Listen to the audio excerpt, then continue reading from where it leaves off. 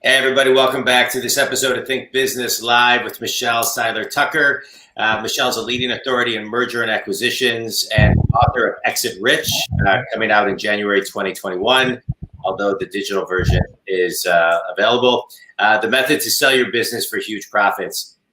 Michelle has sold over 1,000 businesses. And Michelle, I'm looking forward to talking with you today because I think a lot of companies think about selling and figuring out how to ramp up their business to sell. But I think some of them don't understand all the fundamentals that they really need to do to really start that process going. So maybe to kick things off, you can share with the Think community, what are some of the things that companies need to be really looking at today to clean things up for a sale tomorrow? Yeah. So the biggest thing, John, is that they don't plan for their exit. So most business owners never think about selling until they have to due to a catastrophic event, whether that's internal or external. The problem with that is when you have to sell, your business is typically not doing well. Your business is typically trending downwards. So therefore, you're not going to get a premium price for your company. Yeah. So the most important thing that we talk about in Exit Rich is how to plan your sell, how to plan your exit from day one of starting or buying your company. I know it sounds backwards, but that's the best way to exit your business is to determine what is your end game. What do you want to sell your business for? And what time frame do you want to sell it for?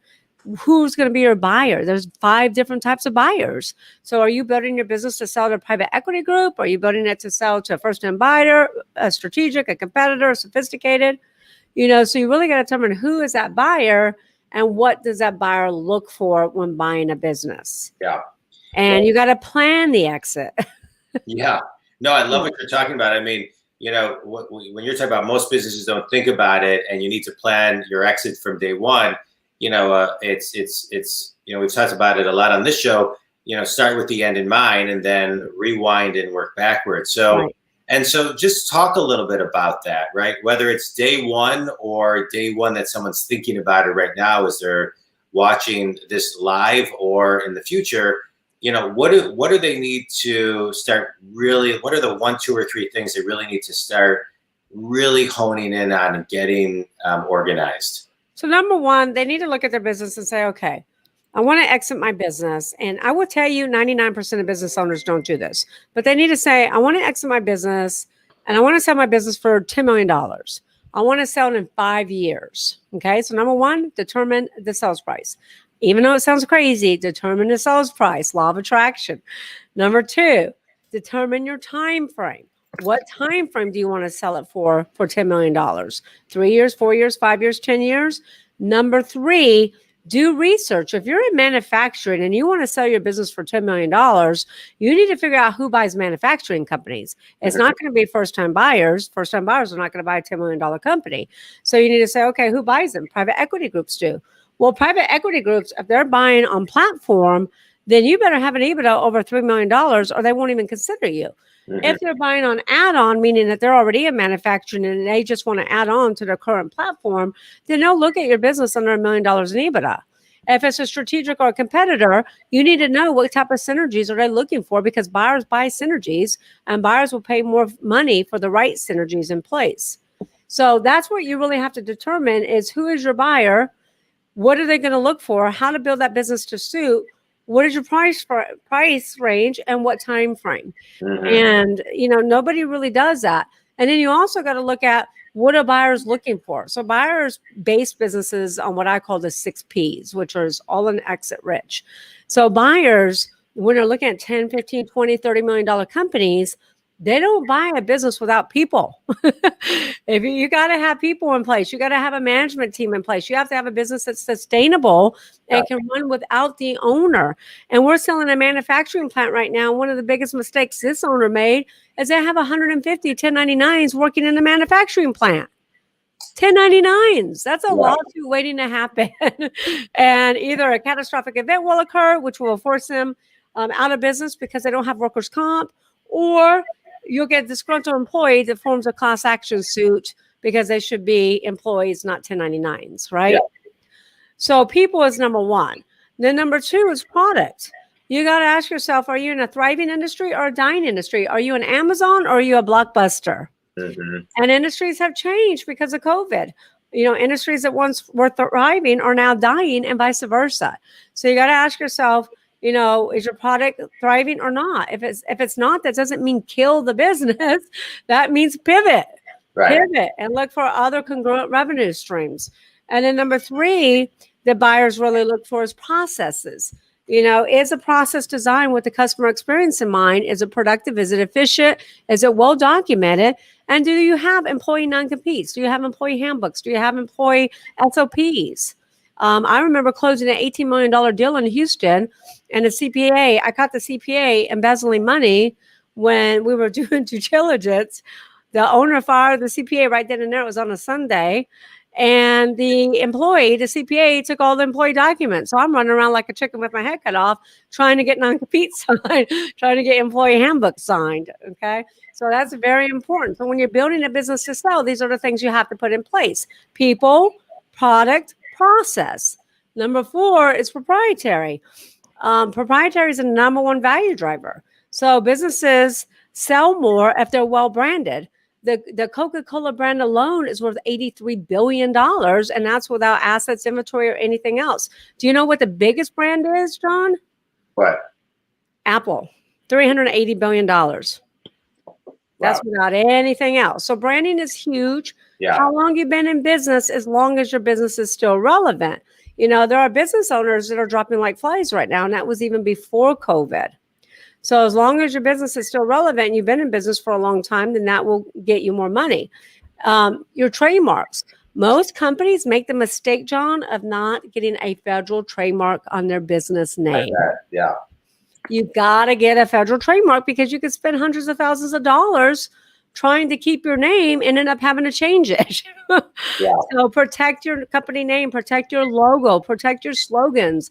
Like I have the 6 P's trademarked. I have Exit Rich trademarked. I have the GPS Exit, trademarked. So you got to make sure you get those trademarks in place. And then if you have any, anything that's proprietary, get patents. Patents are huge value drivers. That company I sold in Houston, we sold it for $18 million. They had 18 patents. The other thing that's probably the most valuable, John, are contracts. If you have contracts with your clients, that is really, really, really valuable, because a business owner can walk in and know that they have built-in business. They have built-in clients. But here's the biggest mistake that business owners make. None of them put the transferability clause in their contract. Mm-hmm. And 99% of deals are asset sales, not stock sales. And if you don't have that transferability clause, it's 2 sentences, then your deal will fall apart and probably won't close. Yeah. And same thing with manufacturing contracts, distributor contracts, vendor agreements, MSAs. I've got a company we're selling that manufactures in Canada, and they have no backup plan. They have no contract in place and no backup plan. So if they lose that manufacturer, they could be out of business. Yeah. No, you bring up some great points. I just want to get to the final P's. Sure. Well, yeah, I'm going to get there, but I got to tell you this. Yeah. Databases is part of proprietary. Yeah. And nobody puts a value on databases but us. Right. Facebook paid $19 billion for WhatsApp, and WhatsApp was hemorrhaging money. So databases is huge. Then the 5th piece. You bring up a really good point, because, a database, right? I mean, I'm a big fan of social media, but having an email list of your own database is huge, because you control that list. And so right. I think that's so important. And I think a lot of people don't think about that. They're very focused on social, which is great. I am too, but it's also gathering and getting people's emails to build that database. Right. In general. So you bring up a really good point that I think gets forgotten about. You're right. And it's usually undervalued unless they get the right M&A advisor. And I will tell you, it's extremely important, probably as important as anything else, because you can get a lot more money for your company if that database can be retargeted and repurposed. Yeah. Well, you can quantify it. I mean, you can measure it and quantify a follow-up campaign, whatever campaign, a call campaign of dollars coming in. So yeah, that's great. I mean, like us, we have 25,000 buyers in our database for businesses. That's huge value. Yeah. And then the one other thing on proprietary that I want to mention for your listeners is, if you're an e-commerce business and you're number one on Wayfair, or you've cornered the market on Amazon for your particular product, your niche, Yeah. or you got Rush Limbaugh or Glenn Beck or any, celebrity endorsing your product, that's prime real estate.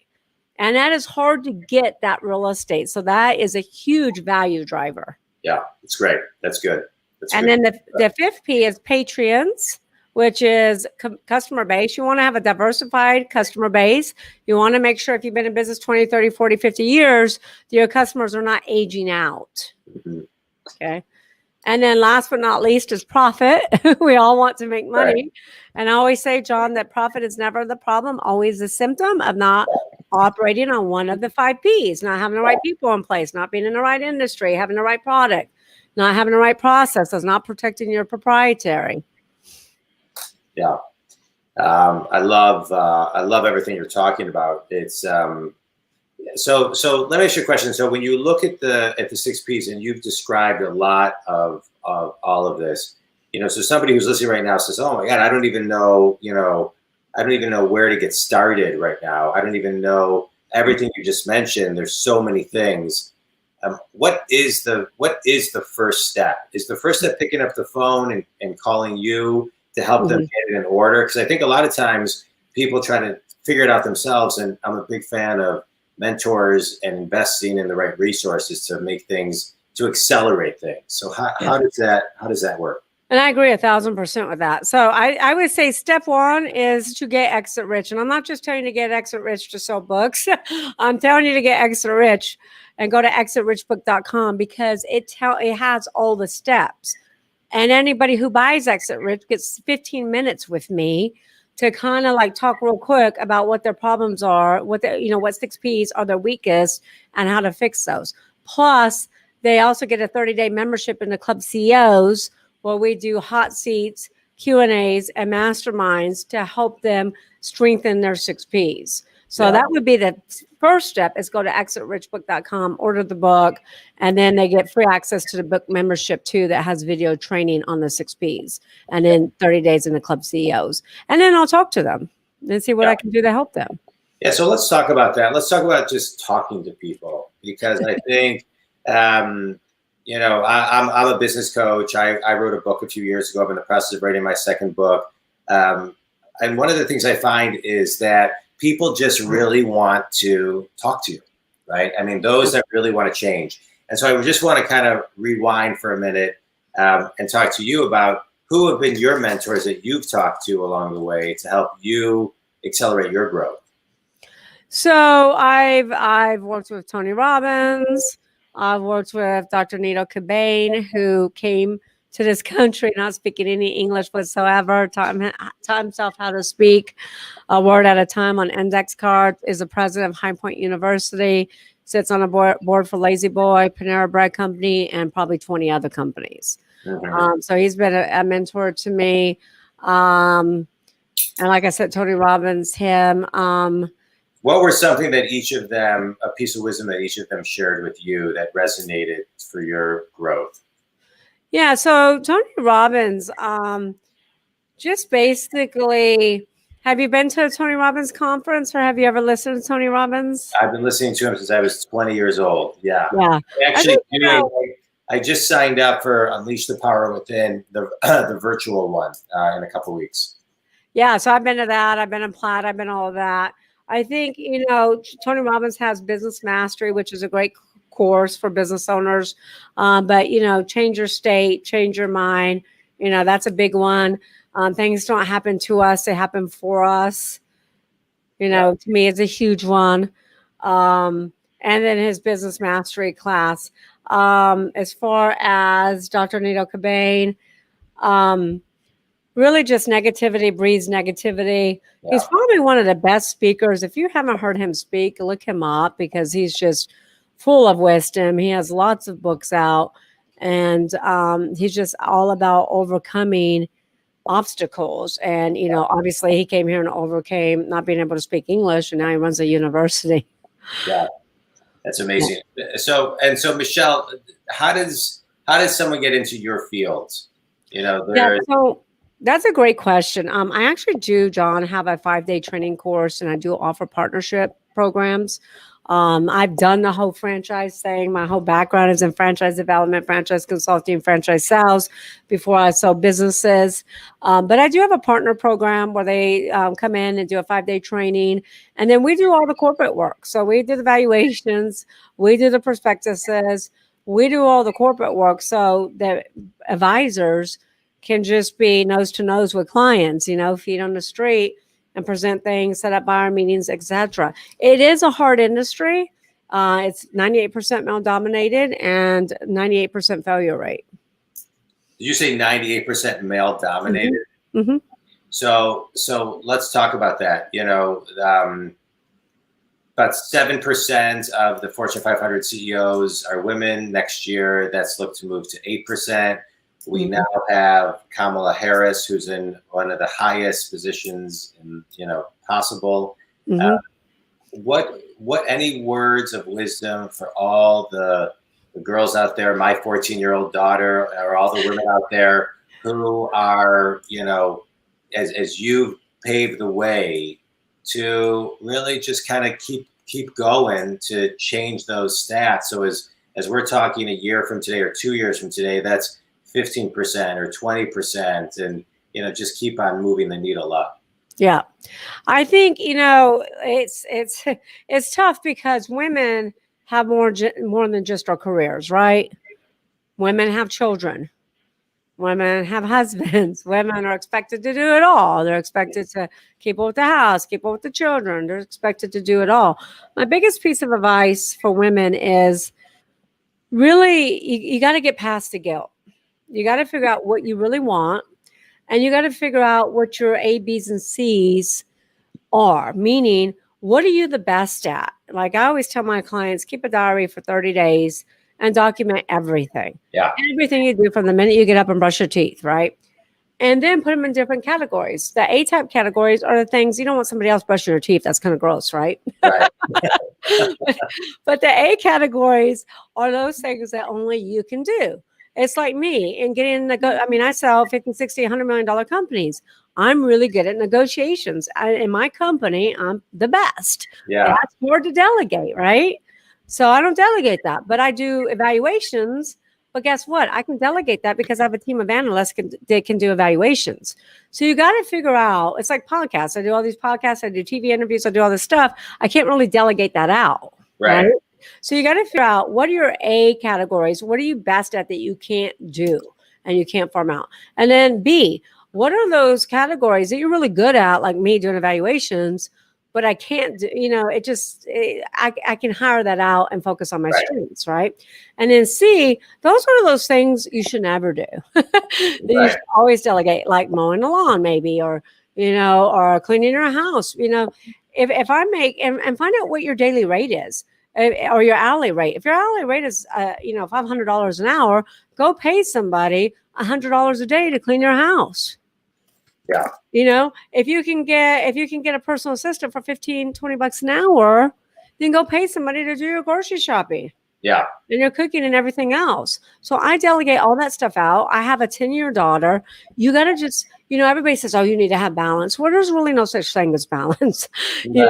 I think you just got to focus on your A's, delegate your C's and B's and C's, and get rid of the guilt. And, women are going to keep progressing. And I think it's great that Kamala Harris is the first female to become vice president. I think women are going to continue to progress. And it's like my industry. The first time I walked into an M&A conference, I was the only girl. There was a sea of gray. And then I go, but I didn't give up. And that's another thing. You can't give up. And now people hire me just because I am a woman. I had a $60 million company hire me a few months ago. And I said, why did you hire me? They go, we wanted a woman. Mm-hmm. We wanted a female M&A advisor. So just, you got to get past the guilt, because women are always like, oh, why? I have never missed a ballet recital. I've never missed a dance recital. I've never missed taking my daughter to the first day of school. You do have to juggle, and you do have to make sure that you can participate in your children's life, but you can't do it all. Yeah. Or should you be expected to? Yeah. I love it. Thanks for sharing all. That was great stuff. Let's talk about defining rich. right? So exit rich, I think people define it all with different numbers. Sometimes it's rich because you just need, peace of mind. Sometimes it's rich because you just need a distraction gone. Like, what is rich? Yeah, so that's a good question. I like the way that you position that question because rich means different things to different people, right? And now let me just kind of give you a little bit of history. When I wrote my first book, Sell Your Business for More Than It's Worth, in 2013, I did the research and realized very quickly that 85 to 95% of all startups would fail. That's common knowledge, right? Right. 1 to 5 businesses are great. 1 to 5 years in business, you're at great risk of failing. But then when I wrote Exit Rich with Sharon Lechter, by the way, Sharon Lechter wrote Rich Dad Poor Dad with Robert Kiyosaki and Think and Grow Rich Napoleon Hill. She's my co-author. Oh, I didn't know that. Yeah. Well, Think and Grow Rich is one of my all-time favorite books. I've read it multiple times. Rich Dad Poor Dad. When I launched my book 3 years ago at the Book Expo in New York, I spent a lot of time with him. He spent 15, 20, 25 minutes with me. And everything everybody had left. And we happened to run into each other. I was talking to him. He said, "Hey, John, I got to go to the bathroom." He left. I thought it was blowing me off. He came back, and he was the nicest guy. And I was so happy because I loved his book so much. Yeah. So Sharon Lechter was his co-author. Oh, I didn't know that. Okay. New York Times bestsellers from that. So when I wrote Exit Rich in 2019, I did the same research that I did in 2013 and realized that the business landscape has changed dramatically. There's 30.2 million businesses in the United States, employing over half the U.S. workforce. Now it's only 30% of startups will fail. Only 30% of startups are at risk for going out of business. But listen to this. Out of 27.6 million companies, 70% of those businesses that have been in business 10 years or longer will go out of business. So many of these business owners are baby boomers over 60. They're being forced to sell for pennies on the dollar, close their business, or worse, file bankruptcy. And when they file bankruptcy, not only do they lose their business assets, but they lose their personal assets too, because most business owners commingle. They commingle by taking out mortgages on their home or signing personal guarantees, and then you pierce the corporate veil, and there's no more protection. Yeah. Well, so exit rich to me means, my gosh, maybe there's something better than selling for pennies on a dollar for these businesses that are being forced out of business. Now, you hear about the big box stories like Kmart and Steinmart and Toys R Us and all these big businesses that go out of business. Those are private companies. Those are public companies. You're not hearing about the private companies. Yeah. And so exit rich means maybe it gets you out of debt, right? Maybe it allows you to sell your business and get you out of debt and save your family assets. Right. Maybe it allows you to get out of debt and pay for your kids' college. Yeah. There's all kinds of different things. So it really depends upon where that business and where that business owner is at the time. Right. In their life, in their mindset, in their state of mind. Right. Yeah. So you bring up an interesting stat. That's an interesting stat about the 10 years and the startups. Because pre-COVID studies, there's a couple pre-COVID studies that I find interesting as it deals with how we're going to see innovation over the next decade. That 85% of the jobs that exist in the year 2030 do not exist today. And that 75% of the global workforce by 2025 will be millennials, and that by 2027, 50% of the workforce will be freelancers. Those were pre-COVID studies, which I believe COVID accelerated all of that. And so to your point of that, it makes sense that if these companies that are 10 years old with these baby boomers and they're not innovating and they're not reaching out to resources and they're not connecting with mentors, talking to coaches to give them guidance on what to do and how to plan, 2, 3, 4 years can sneak up on you. And then all of a sudden the whole world has changed. So my question to you is, how do the 6 Ps and how does what you teach in Exit Rich get people to raise their awareness, raise their frequency, to innovate and reinvent not only their businesses, but themselves and their mindset? Yeah. And that's why we have the membership club CEOs, because we talk about that in the membership when we do Q&As and hot seats. You can only help, John, you can only help those who want to be helped. Yeah, true. Yeah, that is very true. You can talk to your blue in the face. I mean, it's like Blockbuster. Blockbuster saw the writing on the wall with Netflix and they did nothing. They sat back fat and happy. And look what happened to Blockbuster. But you're right. The number one problem with businesses is I call it aim. You should always be innovating and marketing. Yeah. Always innovate and market. And what happens to these business owners is they become complacent and they stop asking their clients, what do you need? What do you want? How can I make it easier for you to do business with my company? Yeah. Because the companies that make it easiest for consumers to do business with them are the ones that are winning. Yeah. And I can't even begin to tell you, and I'm how many times I talk to business, I'm like, you're really making it hard for me to do business with you. Yeah. You really are. Like there's several things I'm pulling my daughter out of because they're making it so difficult to do business with them. Yeah. And the problem is the owner's got to stop making it about them. Yeah. It's not about your agenda. Yeah. It's about your client's agenda. Yeah. And make it easy for your clients to do business with you. If you don't, you will be out of business. Yeah. And that means innovating because consumers don't buy the same way they used to thanks to Amazon. Right. And thanks to COVID. So, I mean, we don't even go, my nanny doesn't even go to the grocery store anymore. She doesn't need to. She just orders everything online and it gets shipped to the house. So whoever makes it easiest to do business is the company that's going to win. Yeah. So we do talk about this in the book at great length. We give tremendous amount of examples of businesses that were in their heyday, like a Toys R Us or Neiman Marcus, that were in their heyday and now have fallen because they didn't innovate. It's like Toys R Us didn't do anything different in 60 years. I know. They modeled after the grocery store chain by stacking up toys. They never created an experience. Everybody now is about the experience. Correct. The reason why people shop at Amazon is because it's easy. Yeah. And it's quick. And then it frees up time to go do other things, especially millennials. Yeah. Millennials, the biggest, most important thing to them is their time.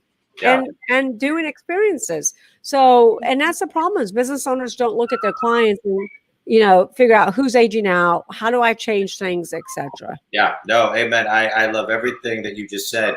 My brother and I and a buddy of ours in 1995 started an internet company. We grew it. We ultimately sold it. But I remember we were with Borders in Ann Arbor multiple times telling them about, getting on the internet, blah, blah, blah, blah. And they kept on saying it was, it wasn't passing fad. Amazon wasn't, yada, yada, yada. And they wouldn't conform to the market. Mm-hmm. And I think if people don't conform and, take a moment to listen to this a second time, what you're talking about, mm-hmm. and or read your book, or join these groups that you're talking about, mm-hmm. it's that one idea that wakes people up, mm-hmm. that begins to shift their consciousness and get them into alignment so they don't wake up and look back with regret. I agree 1,000%. Right. What they see, I just have one more comment. What they see now as an expense, they will look back in hindsight and say that was an investment I should have made in myself and my company. Yeah. Absolutely, couldn't agree more. And you call it one idea, I call it one question. Yeah. And business owners should ask themselves, what business am I in? What business should I be in? Yeah. And, Amazon didn't start off in a fulfillment business. They started off in books, right? Selling books. But they asked themselves, what business are we in? Oh, we're in a book business. What business should we be in? We're really, really, really good at fulfillment. Yeah. We can ship anything. I mean, you can pretty much buy a horse on Amazon. Yeah, I think you actually can. Yeah. But that's very true because that talks about where you are and where you're going. And it's so important. And I see this as a business coach. Where, you've got to be able to forecast, you've got to be able to listen to the tea leaves and see, all right, these indicators are happening. What does that mean 12, 24, 36 months from today? And COVID is going to be has been, will be, and continue to be a new way that just companies will do business because this isn't the first pandemic we'll all go through, right? We're now wired that our business plans need to include this. So, right. All right, Michelle, you ready for a quick speed round? Sure. Right. Favorite book and why? Favorite? That's tough because I have so many books. I'll probably say Think and Grow Rich. Yeah. It's one of the Because best. Yeah. yeah, we should. That's how we should all live. That's what we should all emulate. But I have so many. I just want to say real quick: if you're trying to hire the right people, read the book Who.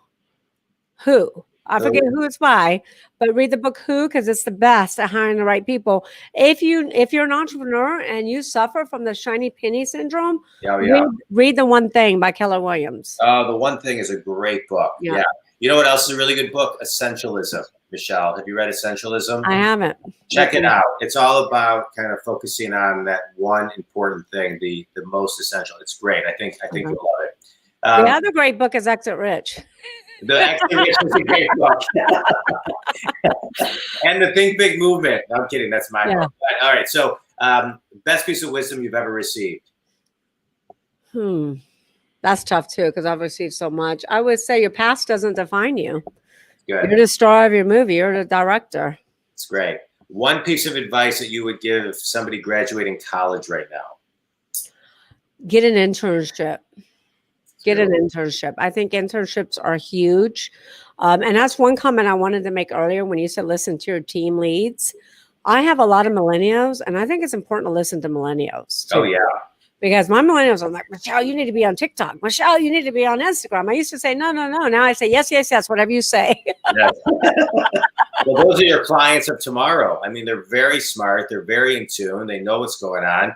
Right. Like one of the things I recommend to companies are mentor programs where you take the 20-somethings or the 30-somethings and you pair them with the 50, 60-somethings and they mentor each other. It's no more just the older person mentoring the younger person. Right.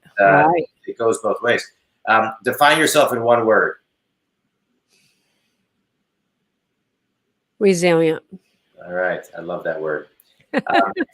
Tell everybody how to get a hold of you, all your books, the classes, who your ideal clients are, everything. So they can go to Seiler. So to get in touch with me, SeilerTucker.com. That's SeilerTucker.com. And that's spelled SEILER, Tucker.com. To get the book, they can go to ExitRichBook.com, and it has all the specials. And by the way, when you buy Exit Rich for $24.79, not only do you get the digital download immediately, you get the book membership for life, you get Club CEOs membership, you also get the book shipped to your doorstep. So that $24.79 is below retail, and it includes shipping. I love it. Michelle, this was great. I loved it. I could talk to you for another hour. This was so packed full of such great content. I've always loved reading. I remember consciously kind of picking up my first book at about 18 years old when my dad said to me, Jonathan, listen to these tapes. That's by Brian Tracy, The Psychology of Success. You'll learn more from these types of people than you will college. And I became obsessed with everything. And I remember thinking, how did I get so much knowledge from something that at the time was either $9.95 or $19.95? It's like a lifetime of knowledge, a lifetime of somebody's expertise, many, many lifetimes of somebody who's done research and put it in the book. It's like the best investment you can make in yourself is to buy a book that someone has written and has so much content and research. So your book seems to be able to do that, provide somebody a roadmap, a reset button, a back to alignment to understanding kind of how to get their business ready for a sale, whether that's to cash out and make a tremendous amount of money and or just give them peace of mind and everything in between. So I appreciate all the nuggets of wisdom you shared today. And I appreciate all your time, and I wish you all the best on your book and the success. I know it launches in January 2021, but people can get it today at ExitRichBook.com. Yes, they can get it today. And you mentioned Brian Tracy, and Brian Tracy endorsed our book. Oh, he did? Yeah, he got me into he got me into this. I knew I wanted to be a business coach from the minute I listened to him when I was 18 years old. Wow. I knew I wanted to grow companies and write books and speak and coach and all that other great stuff. So, well, we should connect offline. I'm sure there's some magic we can create. Yeah, we will. We're going to end this broadcast now, but stay on for a second. Anyway, Michelle, thank you to the Think community. I appreciate you tuning in. Send this one to a friend who may need it. All right. Thanks, everybody.